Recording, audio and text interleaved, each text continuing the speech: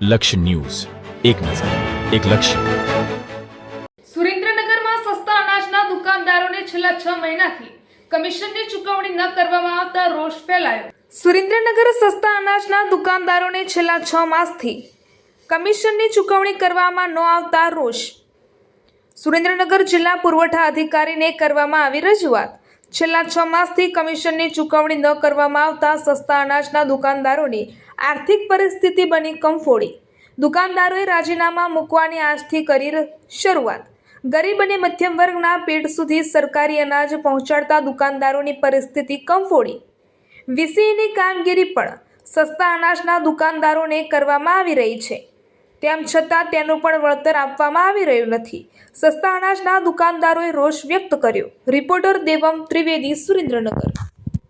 પરવાનેદાર શૈલેષ કુમાર મનોપ્રસાદ દવે.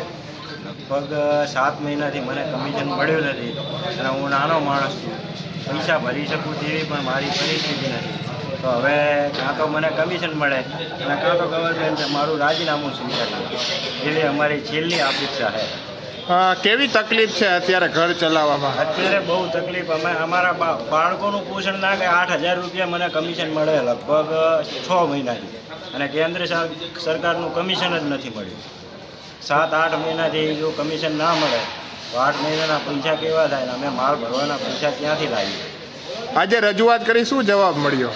આજે રજૂઆત કરી, એમાં અમને ખાલી સંતાવના આપવામાં આવી છે કે તમારા પૈસા આવી જશે. મારા દુકાનદાર મિત્રો સાથે સુરેન્દ્રનગર જિલ્લા પુરવઠા અધિકારીને એક આવેદનપત્ર આપવા આવ્યો હતો. સરકારની હમણાં યોજનામાં CDBC એક પરિપત્ર કરેલ છે.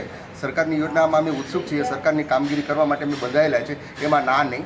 પણ ભૂતકાળમાં અમે KYCની કામગીરી કરી, પણ એનું અમને આજ સુધી કોઈ વળતર ચૂકવેલ નથી.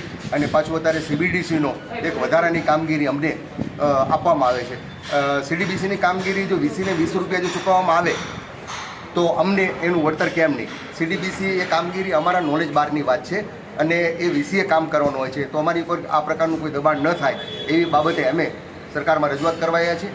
નિયમિત અમને પોષણક્ષમ જે આવક મળવી જોઈએ એ મળતી નથી. યોગ્ય કમિશન સરકારના પરિપત્ર પ્રમાણે અમને આજ તારીખ સુધીમાં સુરેન્દ્રનગર જિલ્લાના ઘણા બધા વેપારીઓને અમને કમિશન મળતું નથી. અને સરકારમાં જે કમિશન અમને મળવા પાત્ર છે એ સ્પર્શ અને ગુજરાત સરકાર બંનેની સ્પષ્ટતા અમારા દુકાનદારોને આજે પણ અસમજમાં અને અસ્પષ્ટ છીએ. તો સરકારશ્રીને અમે અહીંયાથી મીડિયાના માધ્યમથી અમે એવું જાણ કરવા માંગીએ છીએ કે ખરેખર જે અમને મળવાપાત્ર કમિશન છે એની સ્પષ્ટ રીતે અમને જાણકારી મળવી જોઈએ અને સંપૂર્ણ રીતે અમને ઓનલાઈન માહિતી મળવી જોઈએ કે ભાઈ તમને મળવાપાત્ર કમિશન આ છે, તમને આટલું ચૂકવણું થયેલ છે અને આટલું ચૂકવણું તમને આવનારમાં સમયમાં દેનાર છે. કેટલા મહિનાથી કમિશન નથી ચૂકવ્યું? છેલ્લા 6 મહિનાથી એવી પરિસ્થિતિ છે કે ક્યારેક રાજ્ય સરકારનું કમિશન આવે, ક્યારેક કેન્દ્ર સરકારનું કમિશન આવે. એ કમિશન પાછું તૂટક આવે છે અને એક સાથે અમને જે નાણાકીય જથ્થામાં જે પૈસો મળવો જોઈએ એ મળતો નથી. અમારી આજીવિકા કે વળતર નથી મળતું.